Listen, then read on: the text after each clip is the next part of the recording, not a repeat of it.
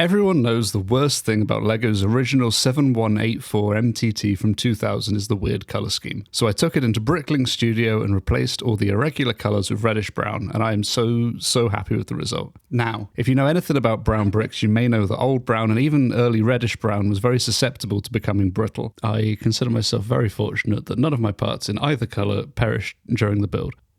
I have made a couple of substitutions. They've never made this engine cylinder or the updated version in either brown, so I made a brick-built replacement that captures the shape, and the 1x2 panels that were up here on the original were just much more expensive in brown or reddish brown in either mould variant than just getting the 1x4s.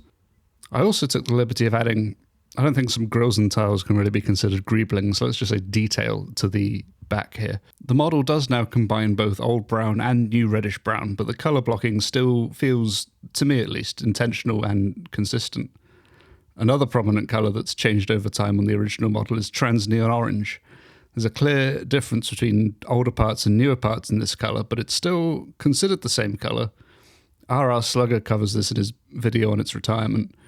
I deliberately sought out parts in the older, more vibrant original colour by just buying up the whole stock of every Bricklink store I was buying from that had any. So now I have here a bag full of spare 1x1 round plates in both trans neon oranges. I'm sure a lot of you will have already seen this set's features, but for those who haven't, or for those who already mentally wrote it off from its original colour scheme and checked out last time you saw them, I'll go over them now. If you pull down this side panel, you can see the pilot. I've given him a blue torso, which he didn't originally have. Around the back, these panels lift up and you can fold out a couple of extra guns on the side of them, which I don't think is a real feature in universe, but it's kind of cool.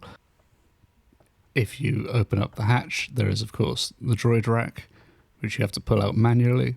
It's got 6 battle droids and 6 blasters.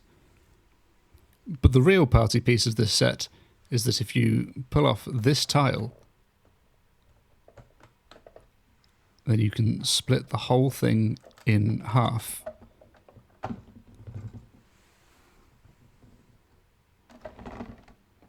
And then you can unfold these. And there's a whole little command center area back there.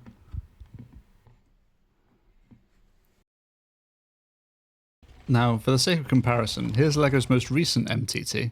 This is getting out of hand. Now there are 2 of them. Obviously, it's a very different livery, but they appear to be a comparable size, except the back end is shorter, and the shaping of the sides feels flatter and less bulky. I think they should have used these in light grey to pull off this slope, rather than the stacked wedge plates. That's something I always intended to modify about this set. I have since seen some other people release mods which do incorporate that change, which may save me the time of figuring out myself when I go around to it. Maybe that's a follow-up video. The details of this set compared to the old one, the mechanism itself is obviously fantastic. I've taken the liberty of adding 2 more battle droids to the rack. It's a shame they couldn't figure out how to fit a second rack on here.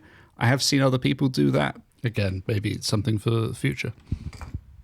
Unlike the old one, the guns are awkwardly under a back panel, so after being so gracefully deployed by the beautiful mechanism, they have to run around the back and pick up their weapons. Doesn't make much sense.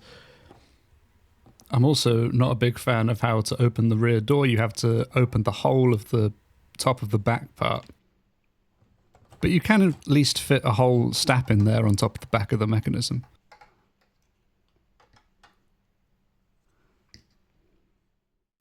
I think you could replace the tie windscreen with one of these dishes in brown, free-hanging just like this, and that would immediately improve the overall look of the old MTT.